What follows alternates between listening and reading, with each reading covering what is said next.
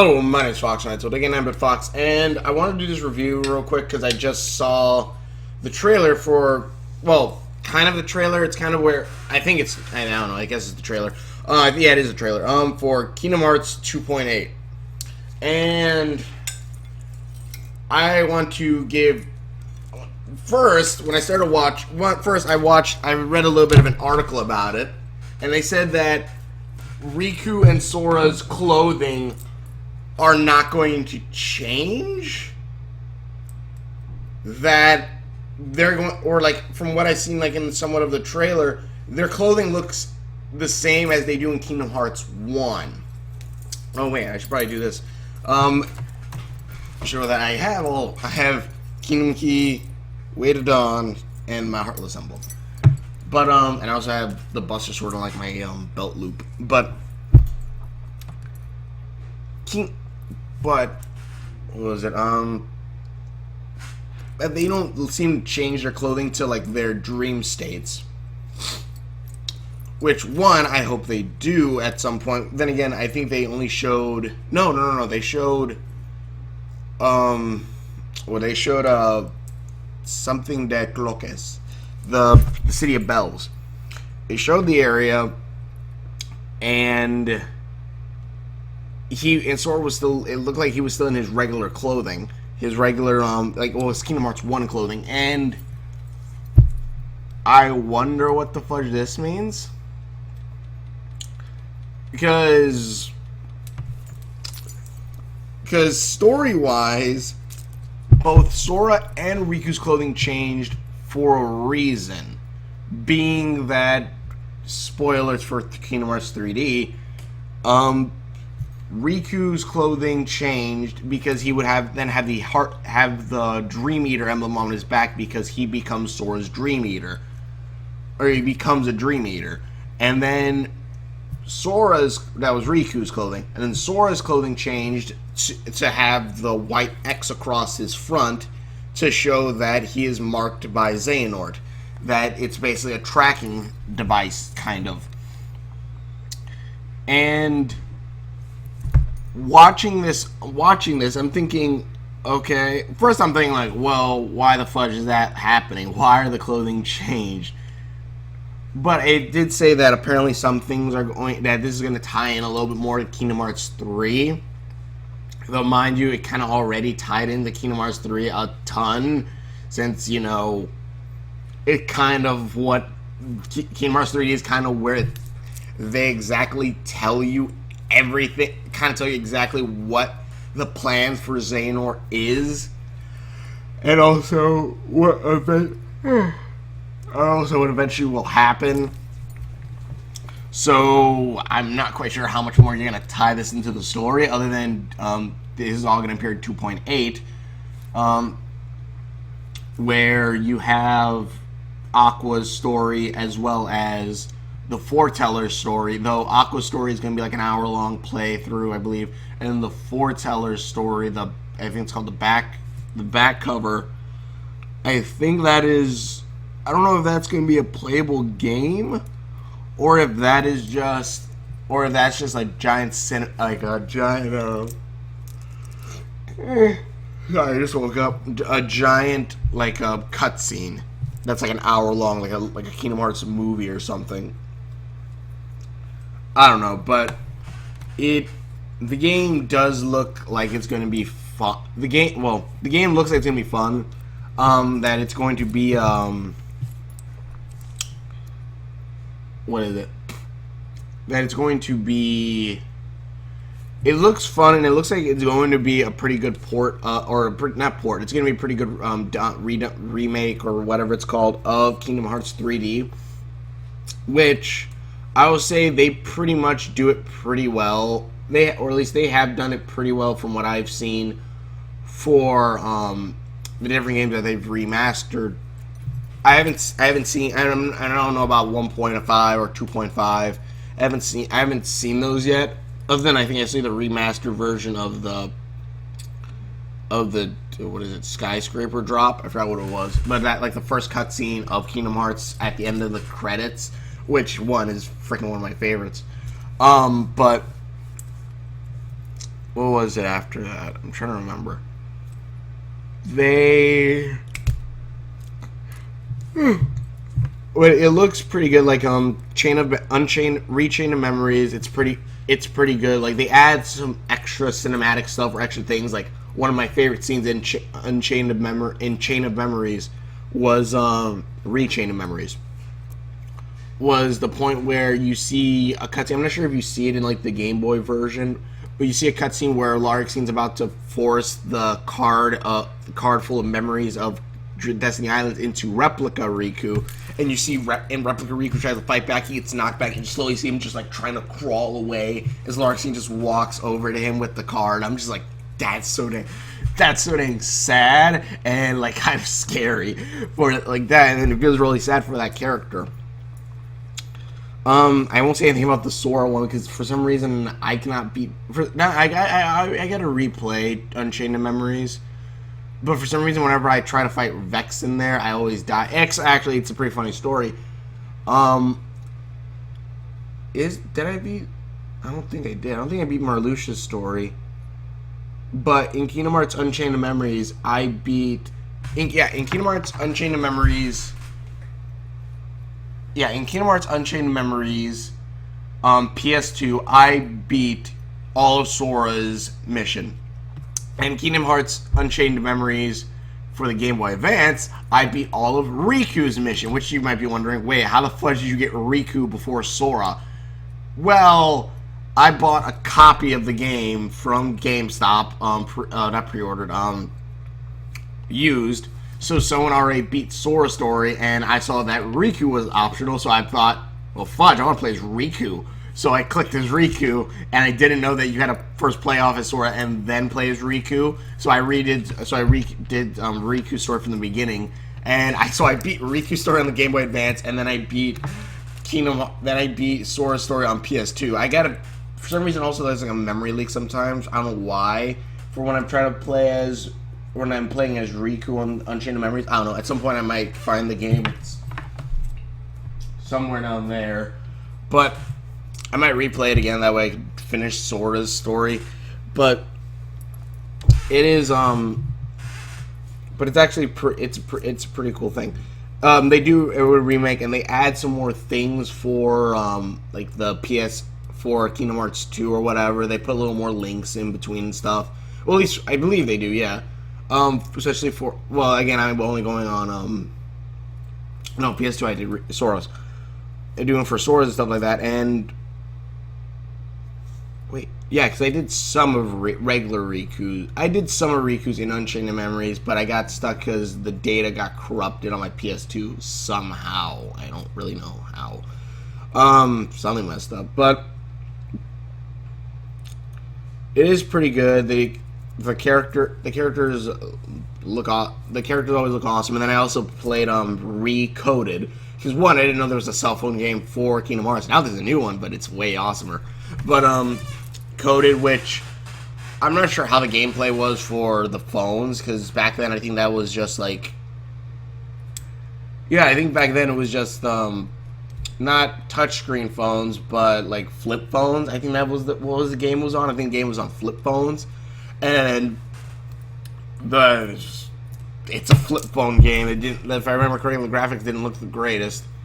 I'm not sure. I would have to relook that up, but from what I remember, the graphics did not look the greatest, but they do a pretty good port, or a pretty good version of it. It's not really a port; it's a remake for another system. They do it for Game Boy Advance, and it's not that bad. It's pretty cool. Coded I kind of like because that was the first game to take place after Kingdom Hearts 2, unlike, because all the other games we got in beforehand were after Kingdom Hearts 2. It was Birth by Sleep and 358 over 2 days, and so we never got so I don't think we ever coded. Yeah, let me see. Yeah, so we never really got like any games after Kingdom Hearts 2. But you did get them later on. But you at least, wait, Kingdom Hearts Coded English, Repeller Shield. I'm sorry, I'm just looking up the graphics for this. it doesn't. Eh. I can't really find anything. It seems like everyone uses the coded version for uses the coded version for pictures and stuff. So I'm guessing the phone version wasn't the greatest, anyways. But yeah, but the game was fun, and it's pretty cool seeing a game take place after Kingdom Hearts 2, because it's kind of like, well, we know what happened. We kind of know what happened before Kingdom Hearts 3D, before Kingdom Hearts 2. Like, but it is kind of cool seeing like Roxas' stuff a little bit, seeing a little bit more of seeing a little bit more of seeing a little bit more of, let me think, seeing a little bit more of Roxas' stuff, and then also seeing, you know, what happened before Kingdom Hearts 1 with like how did Riku get his Keyblade? Was Sora chosen because he was given a Keyblade, or was it because of something else? Which, like, that part of that one is like, well, like, we really didn't know. But also like things like possibly like why Roxas looks like Ventus. Well, actually no, we never knew that, but still, it's a pretty cool thing. Also, 358 Days Over 2 came out before Birth by Sleep, because Ventus makes an appearance in that other one. But the game is pretty awesome. The game, the ports are usually pretty good, and they usually try to connect it a lot better to like the story or whatever. Though Kingdom Hearts 3D, again, like, that's probably one of my favorite Kingdom Hearts games, because you get it, because really that is a Riku game, and if you've seen the ending, you kind of know why it's a Riku game. You can't even really progress without really Riku at the end. I hope that's not really a spoiler or anything for that one, for that game, but because I really haven't told you anything about the plot, but it really is a Riku game. Like, Sora is there, and yes, he has his own like side of the story, but really it's Riku's game. And I like that. I like that Riku kind of got his very own game, kind of. Which is cool, but yeah, 2.8. I definitely want to get out of all of the ones like 2.5 and 1.5 or whatever. Unless I really miss something extremely big in those two, I don't think I'm probably gonna look at them or play. I think I might get them like maybe later on, but I don't see much of a rush other than like maybe a couple extra content or a few extra flashbacks. I know, and I also got a few things already told to me, like the room that Ventus is in Castle Oblivion, that Xemnas has kind of an inverted version of that in his castle, and he has Aqua's armor there, and he talks to it. So yeah, it's kind of it's pretty cool, but I don't know if I'll get them, especially since I played all of the Kingdom Hearts games already and I've beaten all of them. Even Chained of Memories, yes, technically I didn't beat the PS2 one. Technically I did beat the game, I'll say, because I beat Riku's on the Game Boy Advance while then also beating Sora's on the other one. But I definitely want to play 2.8. I want to see if there's a reason why 2.8, why Sora and Riku both have different clothing than they did in 3D. I hope they're not kind of trying to like throw away like a lot of like the clothing and stuff like that, or those plot points away. Also, I kind of have, also, if anything, this maybe 3D isn't really a remake or a redone, and I say this because because there's a scene, spoilers for 3D, where Xehanort tells Sora, I'll say Xehanort tells Sora, because that really doesn't spoil much. Or maybe it does, I don't know, because I kind of guess who this person was. But Xehanort tells Sora, after he explains a little bit about, spoilers, time travel, that Sora has been in Traverse Town many, many times running around, and he even shows him this, and in those flashbacks, Sora is always, I believe, wearing the first Kingdom Hearts clothing. It's not the 3D one, it's not Kingdom Hearts 2, it is regular Sora's clothing. And at the end of the game, there's a point where there's a ton of Sora's and regular clothing falling. My guess is this is a Bioshock Infinite type game, where out of the infinite possibilities of something like that happening, like out of that, Sora and Riku probably have done the Dream Mastery thing maybe multiple times, or something like that, or maybe even multiple. You have alternate dimensions, which but my guess is this is one of those versions. Like this is one of those Kingdom Hearts. This is like one of those versions of Sora, which I guess which they are talking kind of like Kingdom Hearts 2 recoded, Chain of Memories, where you enter Traverse Town many times. Though Chain of Memories is a vision, and coded is not Sora but Data Sora. But I guess connection with hearts or whatnot. But like they say, like he's been to Traverse Town many times. If anything, that's probably one of the main worlds that he's been to a lot. Well, no, because that's probably one of the worlds that he's probably been to a ton. Out of things like the Tarzan world, you barely only went to once. In Kingdom Hearts 1, Pride Lands once. You get some one-off worlds. You get some reoccurring worlds such as Hercules World or Hercules. Hercules, Wonderland, because Wonderland appears in multiple games, and Traverse Town are three worlds that you visit a ton. Though Traverse Town, I believe, more than any of them, other than also Radiant Garden / Hollow Bastion. But the game, it's pretty cool, and I'm going to assume maybe this ending will probably be a little bit different. Maybe I don't know. I don't know, because them just changing the clothing for these characters kind of changes some plot points for the game, unless they're going to spin something else with X's. Because watching the 2.0, I kind of just noticed, like, oh fudge, Sora wasn't the first one to have an X on him all the time during a game.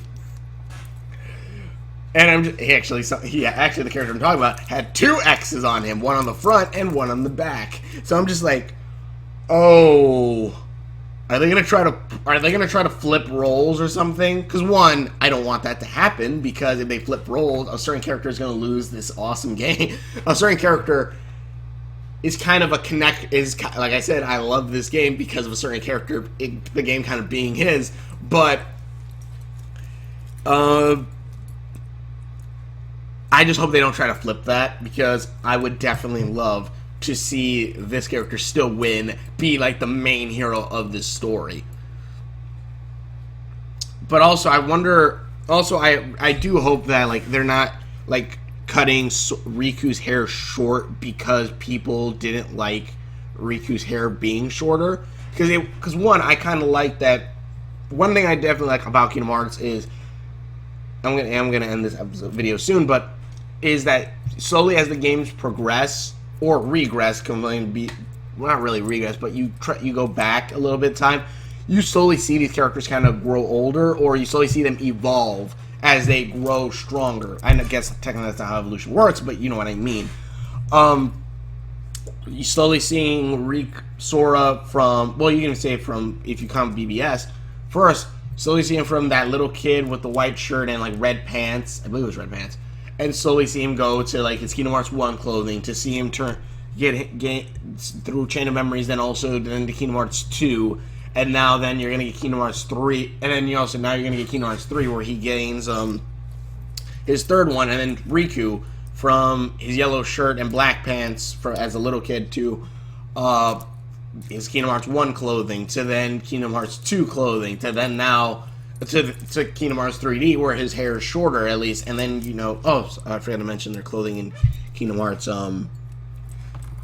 3D, which also Kingdom Hearts 3D, like they look like Kingdom Hearts 1 characters.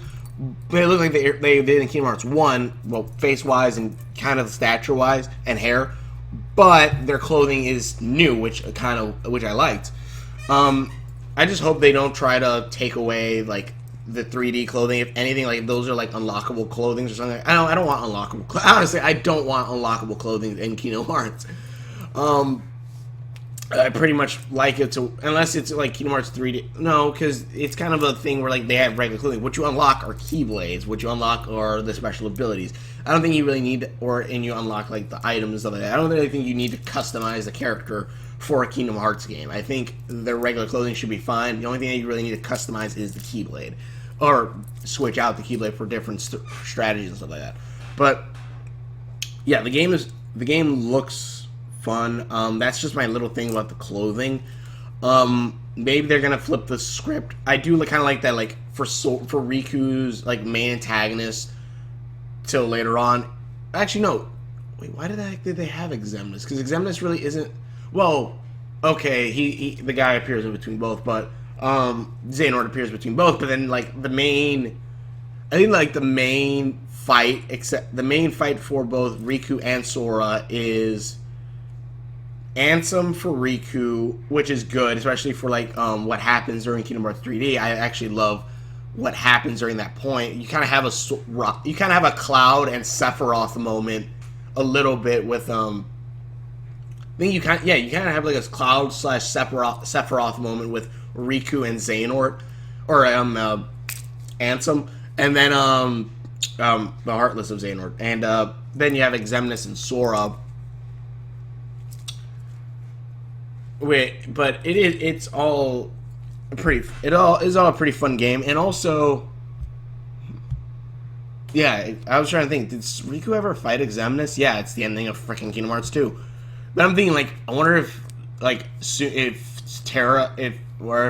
Riku's gonna recognize Terra anytime soon. But either way, fun game, definitely fun. Check out the first Kingdom Hearts 3D, and then check out Kingdom Hearts 2.8 when it comes out. But either way, thank you for watching. Want to more videos I done? Please click the link description below. Please check out all my other videos, and we will. See you later.